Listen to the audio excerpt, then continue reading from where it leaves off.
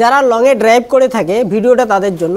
আমাদের টায়ারের মধ্যে আমরা কি অনেক সময় নাইট্রোজেন ফিল করে থাকি, অনেক সময় আমরা নর্মাল এয়ার ফিল করে থাকি। তো কোনটা ফিল করলে ভালো হবে এবং কোনটা করলে আমাদের খারাপ হবে সেটাই বলবো আজকে। কিন্তু তার আগে বলবো আমার চ্যানেলে যারা নতুন রয়েছে চ্যানেলটাকে সাবস্ক্রাইব করবেন, আর যারা আমার পেজে নতুন হয়েছে পেজটাকে ফলো করে সাথে থাকবেন। তো নর্মাল এয়ার ভরলে কি হবে এবং নাইট্রোজেন ভরলে কি হবে?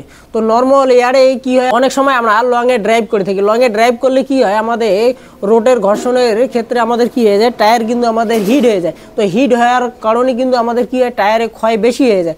বেশি হওয়ার কারণে কিন্তু আমাদের টায়ার তাড়াতাড়ি আমাদের রিপ্লেস করতে হয়। তো এর জন্য কিন্তু আমরা কি করব, নাইট্রোজেন ফিল করব। নাইট্রোজেন ফিল করলে কি হবে, আমাদের টায়ার কিন্তু হিট হবে না।